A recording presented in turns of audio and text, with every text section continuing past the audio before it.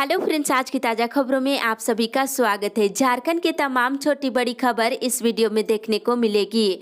सबसे पहले बड़ी खबर, 45 लाख लाभुकों की राशन कार्ड पर संकट। एक बड़ी खबर की राज्य के करीब 45 लाख राशन लाभुकों का आधार कार्ड से लिंक नहीं होने के कारण संकट की घड़ी में पड़ गई है। इस कारण उन्हें one nation one ration card योजना से वंचित रहना पड़ सकता है।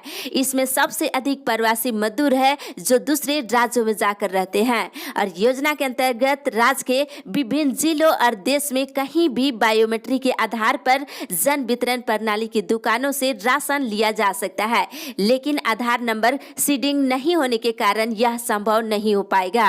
खाद्य आपूर्ति विभाग के अनुसार छूटे हुए लाभुकों के राशन कार्ड को आधार कार्ड से लिंक कराना अनिवार्य है और विभागीय सचिव अरुण कुमार सिंह ने बताया है कि अब पीडीएस डीलरों से राशन कार्ड को लिंक कराने के काम कराया जाएगा। आपको बता दें, राशन कार्ड को आधार कार्ड से लिंक कराना जरूरी है, नहीं तो आपको राशन नहीं दिया जाएगा। साथ ही लाभुकों को कम से कम एक बार बायोमेट्रिक से अपना सत्यापन कराना अनिवार्य है। ऐसा नहीं करने पर राशन आपको नहीं दिया जाएगा। इसी के साथ ही अगली बड़ी खबर, राज्यपाल भी चिंतित, कहा बेड बढ़ाए। एक बड़ी खबर की राज्यपाल द्रौपदी मुर्मू ने राज्य में बढ़ते कोरोना संक्रमण पर चिंता जाहिर की है। उन्होंने कहा है कि कुछ दिनों में कोरोना संक्रमण तेजी से फैला है और वर्तमान हालात को देखते हुए अस्पतालों में बेड शीघ्र बढ़ाना जरूरी है। साथ ही जांच की गति को भी तेज करने की जरूरत है।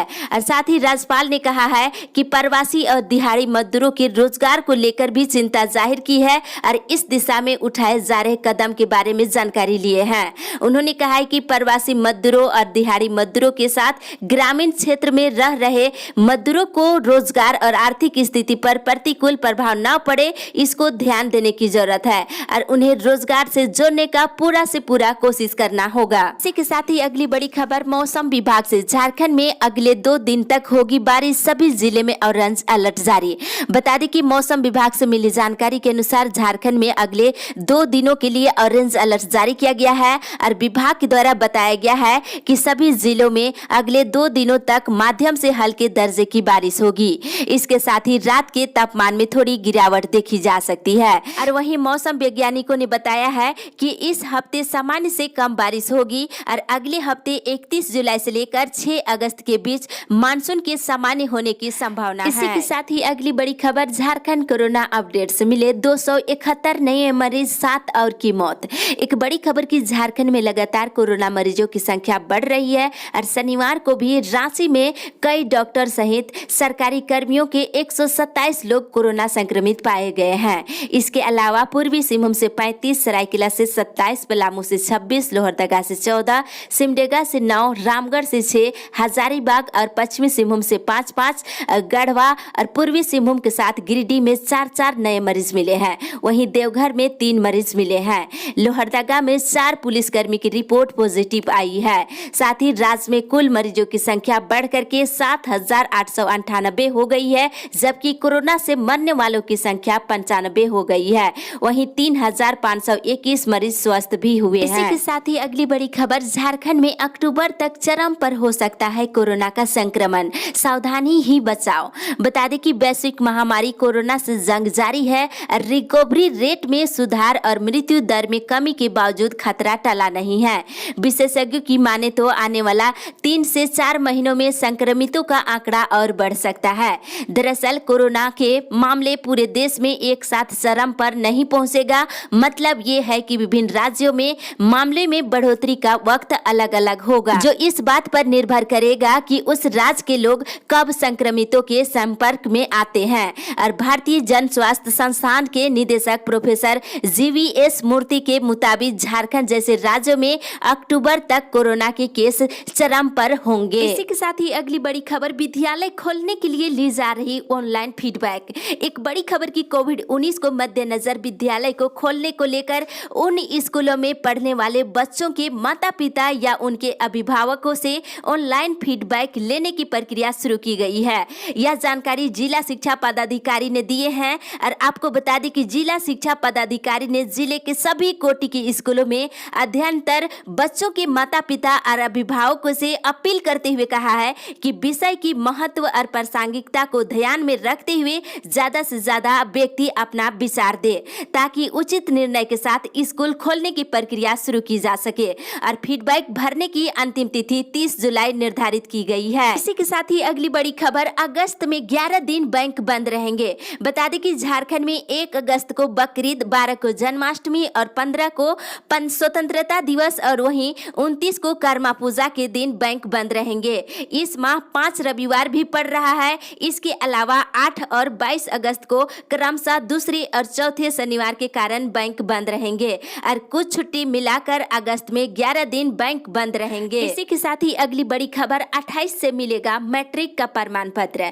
एक बड़ी खबर की मैट्रिक और इंटर परीक्षा 2020 के परीक्षार्थियों की प्रमाण पत्र वितरण की तिथि घोषित कर दी गई है। प्रमाण पत्र 28 जुलाई से जिला शिक्षा पदाधिकारी कार्यालय से प्राप्त कर सकते हैं। वहीं इंटर के प्रमाण पत्र का वितरण 5 अगस्त से किया जाएगा। स्कूल कॉलेज डीओ कार्यालय से प्रमाण पत्र प्राप्त कर सकते हैं और विद्यार्थियों को स्कूल कॉलेज के स्तर से प्रमाण पत्र उपलब्ध कराया जाएगा। इसी के साथ ही अगली बड़ी खबर, टाल मटोल कर शिक्षकों को बरगला रहे अधिकारी। बता दें, अखिल झारखंड प्राथमिक शिक्षक संघ ने अपने मांगों को लेकर के उपायुक्त को अवगत कराए हैं, जिसमें प्रमुख रूप से जिले में विगत 35 वर्षों से प्राथमिक शिक्षकों को प्रोन्नति नहीं दिए गए हैं, इसे लेकर ध्यान आकर्षित कराया है। साथ ही वेतन संरक्षण विगत 2 वर्षों से भी अधिक समय से वर्तमान जिला शिक्षा अधिकारी लंबित रखे हुए हैं, जबकि जूनियर के समकक्ष सीनियर का वेतन करने का आदेश झारखंड वित्त विभाग रांची के द्वारा और साथ ही 7वें वेतनमान आयोग के द्वारा निर्देशित किया गया है। निदेशक प्राथमिक शिक्षा विभाग के द्वारा मार्गदर्शन दिए जाने के उपरांत भी शिक्षकों को लाभ वर्तमान अधिकारी देना नहीं चाहते हैं, केवल टाल मटोल कर शिक्षकों को बरगला रहे हैं। इसी के साथ ही अगली बड़ी खबर, सफल अभ्यर्थियों की नियुक्ति की आग्रह। बता दें कि जेटेट परीक्षा 2016 में सफल अभ्यर्थियों की नियुक्ति को लेकर विधायक प्रदीप यादव ने मुख्यमंत्री को पत्र लिखे हैं। उन्होंने मुख्यमंत्री से नियुक्ति प्रक्रिया शुरू कराने की आग्रह किए हैं और श्री यादव ने पत्र में कहा है कि वर्ष 2016 की शिक्षक पात्रता परीक्षा में लगभग 50,000 अभ्यर्थी सफल हुए थे, पर अब तक इन्हें एक बार भी नियुक्ति प्रक्रिया में शामिल होने का अवसर नहीं मिला है। ऐसे में अभ्यर्थियों की नियुक्ति की उम्र सीमा समाप्त होती जा रही है, तो जेटेट पास अभ्यर्थियों की बहाली प्रक्रिया जल्द से जल्द शुरू कराने की मांग किए हैं। इसी के साथ ही अगली बड़ी खबर, अस्थायी न करने पर हड़ताल का निर्णय। बता दें कि झारखंड अनुबंधित पारा चिकित्सक कर्मी संघ के प्रदेश अध्यक्ष विनय कुमार सिंह ने स्वास्थ्य मंत्री को पत्र भेजकर अस्थायी करने की मांग उठाई है। संघ के अनुसार अगर सरकार ने 3 अगस्त तक मांग को मंजूर नहीं किया तो 4 अगस्त को 1 दिवसीय सांकेतिक हड़ताल पर रहेंगे। इसी के साथ ही अगली बड़ी खबर, कल से बेमियादी हड़ताल पर रहेंगे राज्य के मनरेगा कर्मी। बता दें कि झारखंड राज्य मनरेगा संघ रांची की अपील पर राज्य स्तरीय अनिश्चितकालीन हड़ताल 27 जुलाई से शुरू होगी। इसे लेकर शनिवार को मनरेगा कर्मचारी संघ ने डीसी को आवेदन सौंपे हैं और आवेदन में उन्होंने कहा है कि 22 जून से राज्य भर के कर्मचारी काला बिल्ला लगाकर और 29 जून से 3 दिवसीय राज्य भर में सांकेतिक हड़ताल पे रहे, बावजूद सरकार ने मांगे नहीं पूरी की, विवश होकर अनिश्चितकालीन हड़ताल पर जाने का निर्णय लिए हैं। इसी के साथ ही अगली बड़ी खबर, झारखंड की बंजर भूमि को बनाया जाएगा कृषि योग्य भूमि। बता दें कि राज्य को आत्मनिर्भर बनाने और किसानों की आय को बढ़ाने की दिशा में सरकार कृषि क्षेत्र को बढ़ावा दे रही है। इस कड़ी में राज्य सरकार ने झारखंड की बंजर भूमि को कृषि योग्य बनाने की कवायद शुरू कर दी है। सरकार के आंकड़ों के अनुसार राज्य में 38 लाख हेक्टेयर भूमि है, जिसमें 28 लाख हेक्टेयर में खेती की जाती है।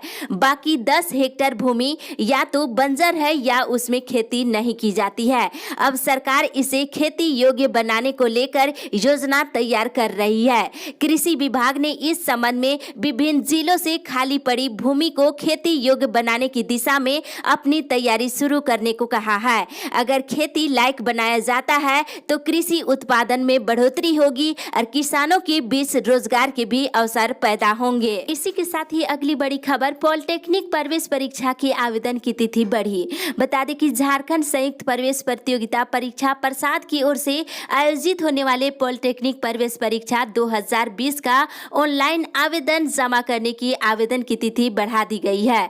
बता दें, अभ्यर्थी 20 अगस्त तक आवेदन जमा कर सकते हैं। साथ ही परीक्षा से संबंधित सभी शर्तें जो है पहले जो विज्ञापन विज्ञापन निकाला गया था उसी के अनुसार ही परीक्षा आयोजित होगी। इसी के साथ अगली बड़ी खबर, जमीन की रजिस्ट्री के लिए ऑनलाइन दस्तावेज जरूरी। बता दें कि अब जमीन की रजिस्ट्री के लिए भूमि दस्तावेज का ऑनलाइन होना जरूरी है। अगर दस्तावेज ऑनलाइन नहीं होगा तो रजिस्ट्री नहीं किया जाएगा। इसके लिए दूसरी प्रक्रिया आपको अपनानी होगी। बता दें कि रिकॉर्ड रूम या फिर अंचल कार्यालय के द्वारा निर्गत सत्यापित प्रति लानी होगी। अगर रिकॉर्ड रूम और अंचल कार्यालय से भी सत्य प्रति प्राप्ति नहीं होती है तो रजिस्ट्री नहीं किया जाएगा।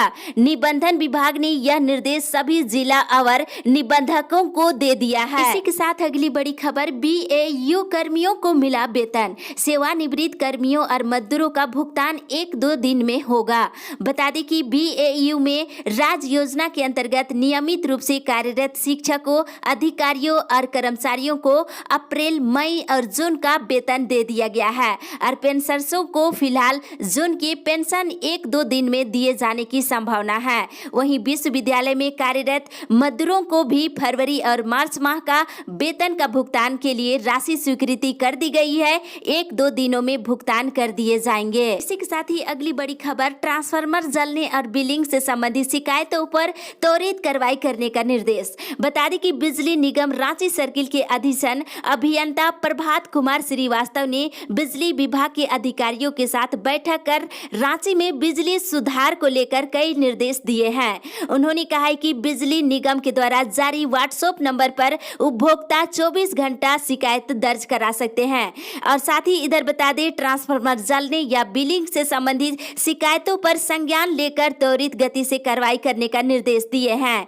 शहर में 5 घंटे से लेकर 6 घंटे के अंदर और गांव में 72 घंटे में खराब ट्रांसफार्मर बदलने का निर्देश दिए हैं। और शहर में चल रहे आउटग्राउंड केबल का कार्य जिन इलाका में पूरा हो चुका है उसे अविलंब चालू कराने का निर्देश दिए हैं। इसी के साथ अगली बड़ी खबर, बिना परीक्षा दिए प्रमोशन छात्रों के हित में नहीं। एक बड़ी खबर की विनोद बिहारी महतो कोयलांचल विश्वविद्यालय के कुलपति डॉक्टर अंजनी कुमार श्रीवास्तव ने कहा है कि बिना परीक्षा अगले सेमेस्टर में प्रमोशन छात्रों के हित में नहीं है और प्रमोशन खतरनाक बिंदु है, छात्रों के लिए ठीक नहीं है। साथ ही इधर बता दें, यूजी सेमेस्टर 1 और एमबीबीएस सेकेंड प्रोफेशनल परीक्षा स्थगित। बता दें, विनोद बिहारी महतो कोयलांचल विश्वविद्यालय धनबाद ने 4 अगस्त से प्रस्तावित यूजी सेमेस्टर 1 की परीक्षा को अगले आदेश तक के लिए स्थगित कर दिया है। साथ ही 5 अगस्त से होने वाली एमबीबीएस परीक्षा को भी स्थगित कर दिए गए हैं। इसी के साथ अगली बड़ी खबर, 3 तक पौधारोपण संपन्न कराने का निर्देश। चतरा जिले से एक बड़ी खबर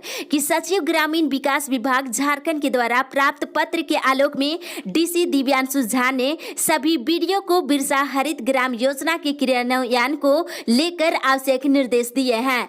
25 जुलाई से 3 अगस्त तक पौधारोपण अभियान चलाने का निर्देश दिए हैं। साथ ही गड्ढों की भराई और घेराव कार्य इसी समय सीमा के भीतर करने का निर्देश दिए हैं। इसी के साथ खबर, 1 सप्ताह के अंदर शौचालय पूरा करने का निर्देश जारी। प्रखंड कार्यालय के सभागार में शनिवार को बीडीओ राजीव नीरज की अध्यक्षता में स्वच्छ भारत मिशन के तहत बन रहे शौचालय की समीक्षा बैठक हुई है और बैठक में प्रखंड के जल सहिया और मुखिया से बीडीओ ने शौचालय निर्माण की स्थिति की जानकारी ली और अधूरे पड़े शौचालय को 1 सप्ताह के अंदर पूरा करने का निर्देश दिए हैं। इसके साथ ही अगली बड़ी खबर, बड़का गांव में उड़ी सोशल डिस्टेंस की धज्जियां।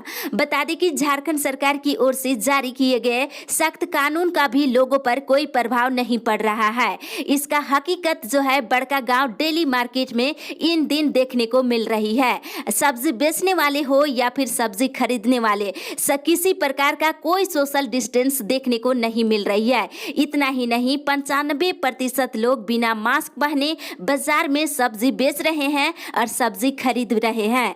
ऐसी हालात रही तो कोरोना महामारी के फैलाव का रास्ता साफ हो जाएगा और इसको लेकर प्रशासन को ध्यान देने की जरूरत है और कड़ी से कड़ी कार्रवाई करने की आवश्यकता है। इसी के साथ ही अगली बड़ी खबर, हर गांव में गरीब कल्याण अभियान की 5 योजनाएं। बता दें कि गरीब कल्याण अभियान के तहत हर गांव में कम से कम 5 योजनाएं चलाई जाएगी और अन्य राज्यों से वापस लौटे मजदूरों को उन योजनाओं से जोड़कर रोजगार मुहैया कराया जाएगा। बता दें, लोहरदगा जिले में 55 नए आंगनबाड़ी आंगनबाड़ी केंद्र बनाए जाएंगे।